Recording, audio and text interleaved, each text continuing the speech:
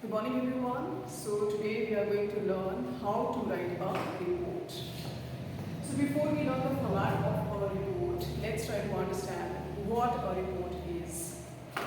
So report basically is a description of an event that has already taken place. Very important. Next very important point is that a report is always written from the objective perspective of the reporter. Now what do you understand by this thing when I say a report is always written from the perspective, objective perspective of the reporter?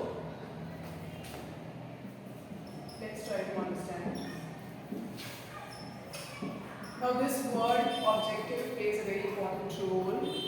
Now since I just now told you it's about an event which has already taken place, so that means you cannot go for the changes in that incident. You have to report what you have seen, what you have witnessed.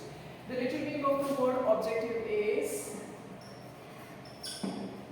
subject to, not subject to change. Something which cannot be changed. So that is very, very important.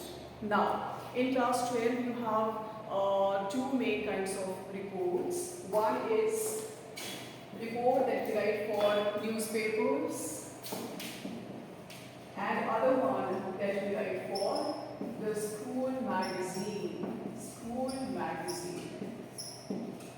Now the format in both the cases is almost the same except for a slight difference. There's only a slight change when it comes to writing or report in both the cases. So let us try to understand.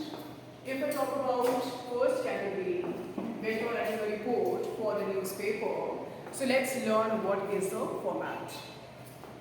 So we always begin our report, children, with a suitable heading in the center.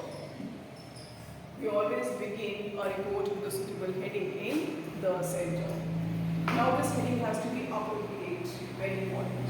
In the next line, name of that person who has been obliged with the duty to write the report. Okay, let us say Karan is the one who is writing the report. So his name will come here.